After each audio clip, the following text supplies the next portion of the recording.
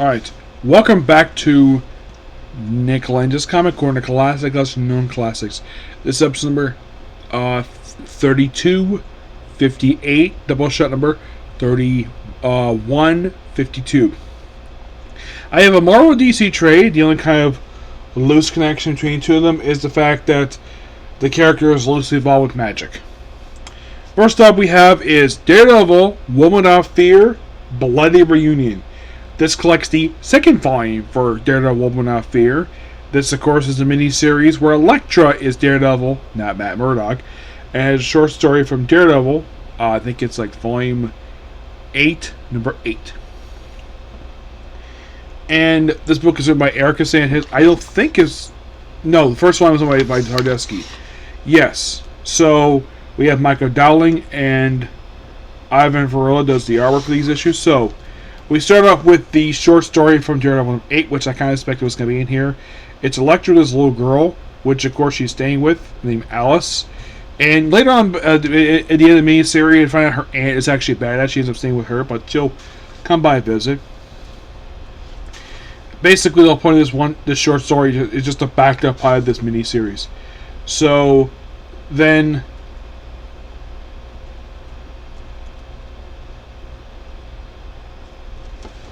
Yeah, then Elektra starts training Alice in self-defense. Also, the artwork showed the fact that Elektra is very fit. Yes, she keeps in shape. Probably you can see why basically Matt Murdock fell for her, because she's so beautiful. Yep.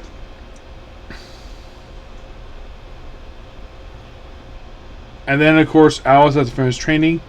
Then she sees somebody, and then she disappears. Then, of course, she spends a whole minute and then goes to Manjapur. Yes, Manjapur.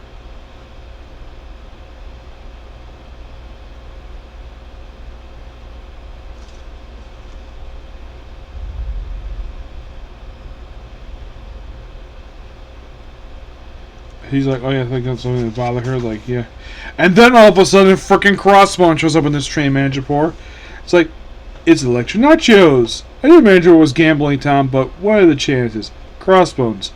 Was Hydra not paying you enough? Now you summing for the MAGA? I go where the money is, lady. And then she proceeds to beat the crap out of him, kicks him, and then of course basically says, better listen to him, Elektra. He's a good shot. Funny, so am I. And fires her psi into his gun. And of course the block like, ooh, he's like playing superhero, puts on her mask and fights Crossbones. Yep. And then we have this really hilarious scene where we have Count Nefardia and Silvermane playing cards. Yes. Yeah. This is so funny. You have Crossbones still fighting, and of course lecturing her tricks, her ninja tricks, fighting him, and then for some reason he shows up.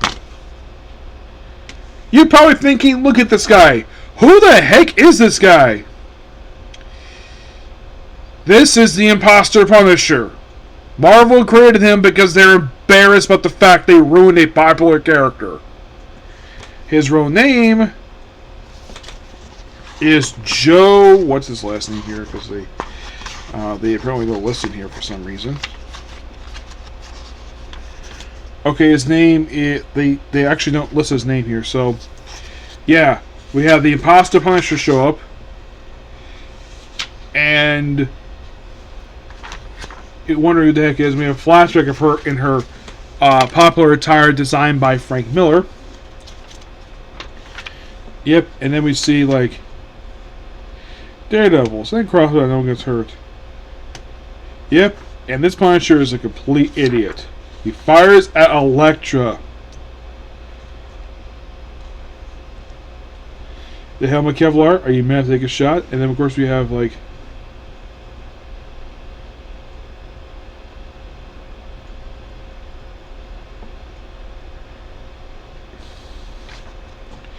and of course check the man just like, yeah, then like you're masquerading as the Punisher, but who are you really?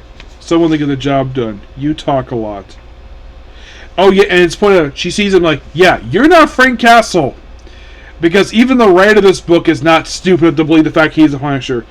And then apparently hits his little Punisher symbol. And go see. And then, like, he does his pose, and then, like, ooh, loses his gun. It's like, you're a killer. I don't kill anymore. Yeah, she doesn't kill anymore. And then she just hits his chest like, huh, I did nothing. And then his Punisher outfit falls apart. You're like, what the heck? Yep. And then we have an assassin show up. Nikki Sharp. Case in your jacket. Yeah. Yeah, I'm thinking like, what? So, you think when the guy's dressed here, he's like, oh, he must be a federal agent. Nope, he's an assassin up in the manga. And of course, then Nikki Sharp is killed after one single appearance. And then we'll continue having Cat in the Farty and so many play cards. Until Elektra shows up with, of course, the dead assassin.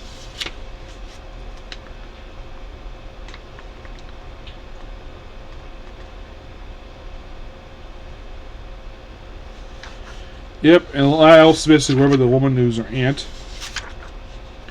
Then you have Elektra defeat Silverman and Cat in the Farty. Like, he's not Frank Castle. Like, believe me, you believe the Punisher killed Nikki Sharp. Frank Castle's dead. He's not Frank Castle, but he's the Punisher. Where's else? They have no idea what they're talking about. Killed the man masqueraded as the Punisher. Take him out the board for good. And then, of course, basically her side gets broken. And of course, she's worried about Elektra, who is basically her friend. And then, for some reason, after fighting some assassins, we have the Power Broker show up. First time he's appeared since Nick Spencer's Astonishing Ant-Man book. Like, by the way, not the original. It's actually a new one they created in the last 20 years. So,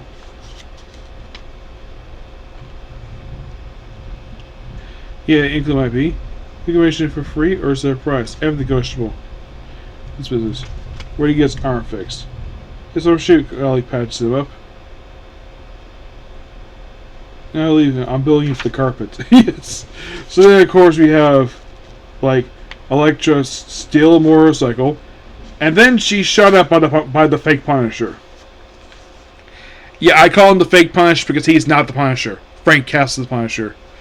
And I'm glad that Elektra Sanchez realizes that, because even she would not realize basically that, oh, we have this brand new Punisher, and she's probably like, nope, I'm calling him the imposter because I'm not sure how she feels about Punisher, but I'm sure even she knows the fans are basically ticked at Marvel for nearly ruining the character.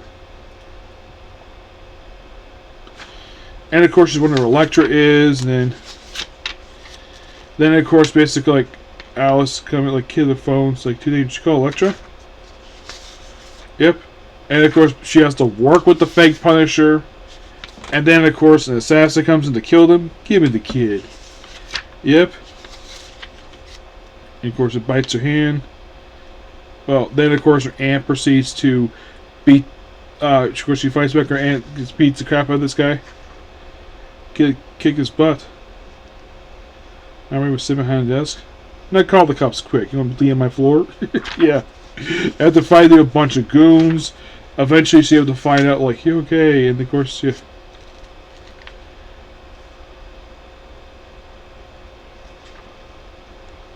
Apparently, the reason why Carol was here because she's a legal guardian.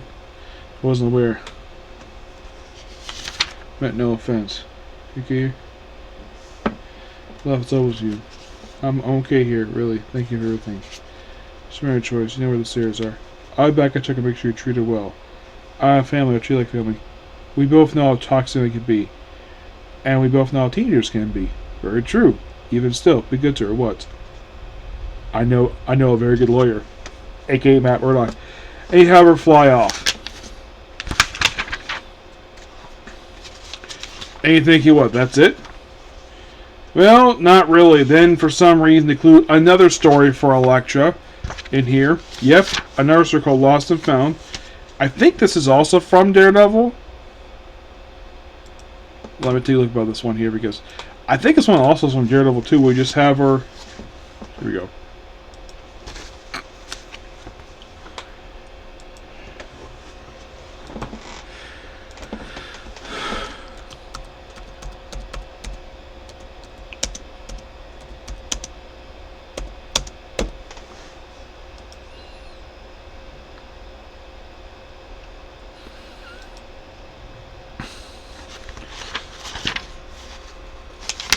Lost and Found. I think this is also from that book there. Let's see. Yes. Yes, it is. Yeah, another short story just happened to feature Elektra. Yes. First, it's Not on the Sidelines, which is the introduction to Alice. And then they have this story here. Yes. I'm kind of glad they included this, because it would not make any sense, basically, not to include this story, because after all, it does feature Elektra. It's a quick little side story. Elektra is called The Heat. And that's it. And Smart and Marvel basically did now. Now, in case you're curious, though, were these two stories in here, which was, let's see, Not on the Sidelines. That is developed by Erica Sanchez. Lost and Found. That's it by Sada Ahmed. Yes. Yes, which, yeah, he's the current writer of Daredevil. Yeah,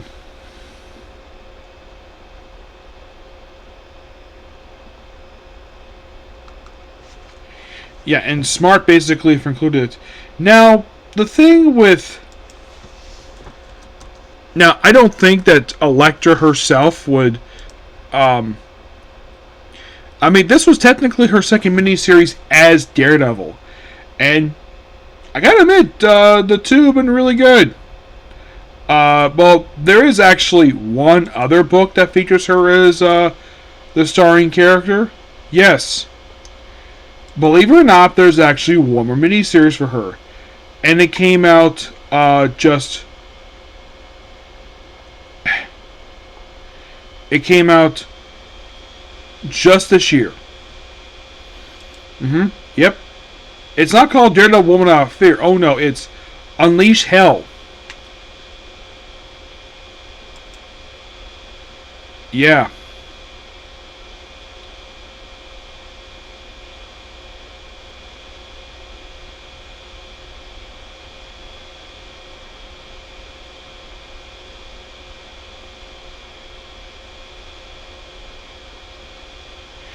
Yeah, but that's pretty much her next miniseries, is that very book. Yep.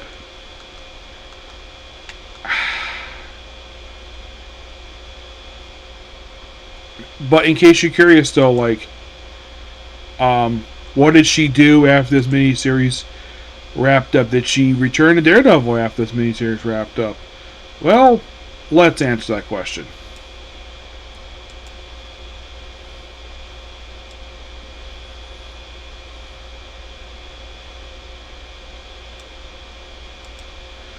So, her first ever miniseries as Daredevil, aside from the Daredevil Woman Out of Fear miniseries, was she had the Daredevil Gang War. That was technically her second one. This is a third. Actually, yeah, this is a third. So after this, she popped up in an issue of Daredevil, which was right after her appearance at this book wrapped up. Then she appeared physically in the first issue of Laura McKinley Wolverine. Yep. Well, she's there for the first 3 issues, while appearing alongside her 4th miniseries. Her most recent appearance was actually in Thunderbolts Doomstrike number 5. Yep.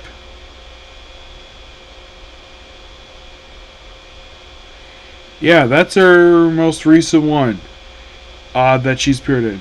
Do I think basically they might bring her back to get another book for her? It's possible.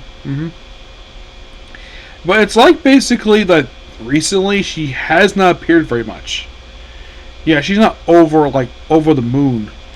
Well, she did also appear in Women's and Marvel She-Devils.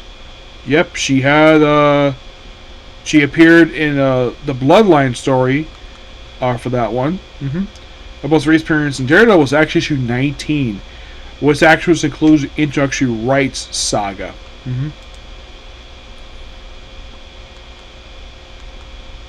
Yeah. But am I going to review her next miniseries? Yes.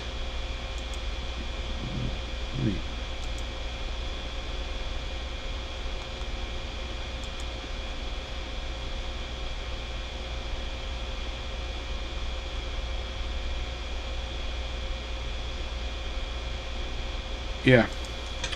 But this miniseries was really good. So, as for that Punisher, oh boy, this Punisher, this imposter Punisher, his real name is Joe Garrison. Yes, Dare Purpose created this guy. He had his own miniseries, and he popped out here for this miniseries, and that was it for him. Yes, he has not been seen in comics for almost a year. I think maybe writers did not want to feature him at all, but given the fact that he has not been well received as a character. Yeah. Simply put, he's also... I feel like most people compare him to, as a 616 ripoff of Jake Lackey, a.k.a. Punisher 29, but he's a lot more interesting of a character.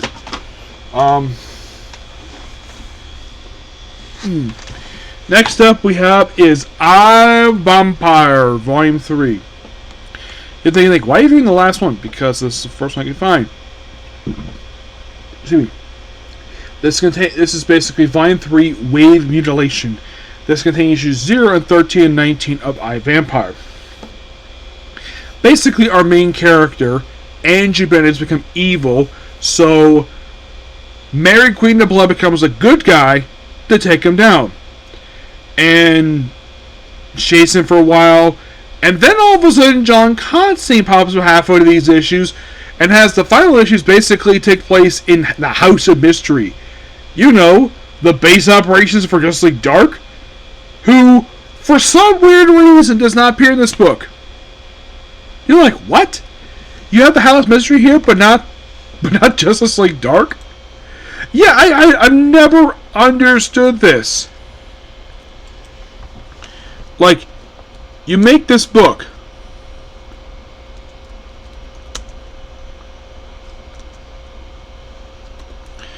and you feature the House Mystery, but no Justice League Dark. Yes.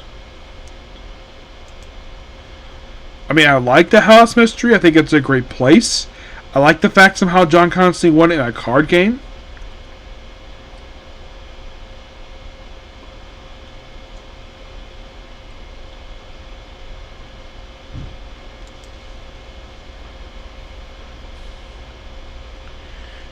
Yeah.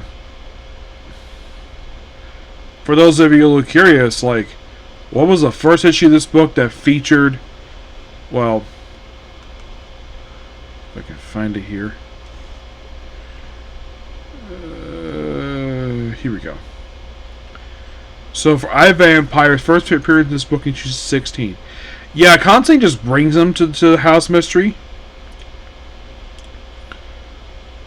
Which, of course, they also deal with basically a group known as the Order of Van Helsings. Yes.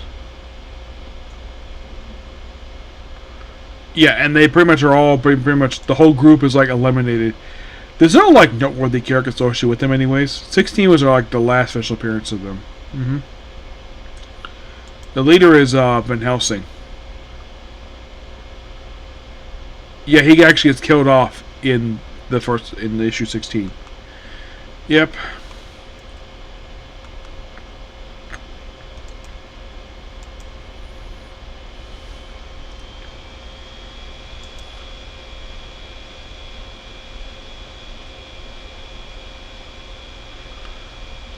Yeah, and also the fact that by the end, Andrew gets unbound. He basically gets restored to normal, and then, by the way, yeah, as for Mary gets killed off with the third and last issue of this book. Yep, they kill off Mary.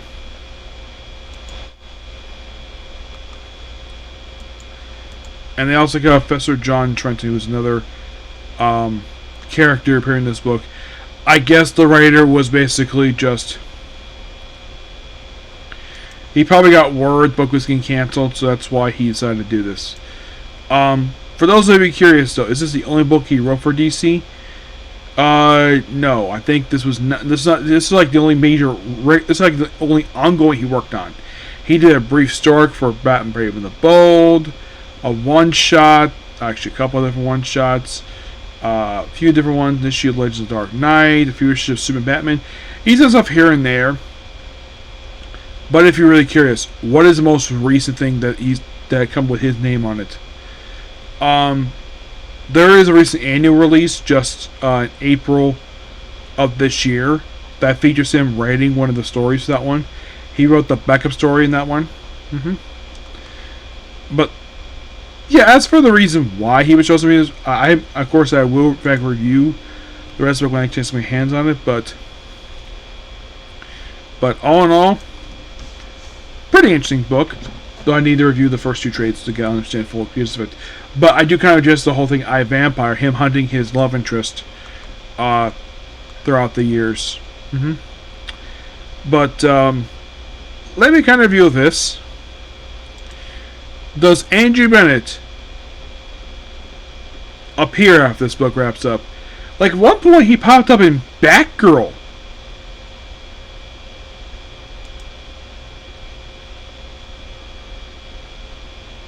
He did date briefly a woman named Deborah Dancer.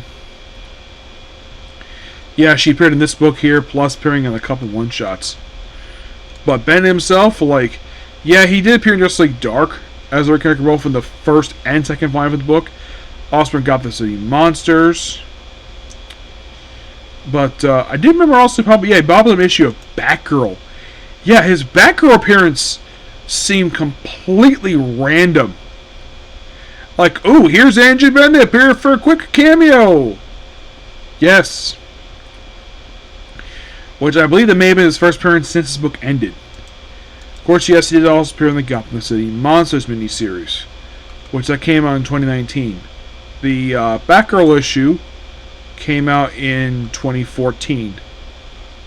So, his most recent appearance to date was actually in Justice League Dark, Volume 2, number 12. Yep, that is the most recent appearance of him in a comic book, and it came out in June of 2019. So, those of you might be asking the question, why this book in 19 issues? Low sales. That's simply the reason for it, low sales. Yeah, book doesn't sell well. Axe it. It's a terrible book. Not really, no. I forgot to mention basically the artist.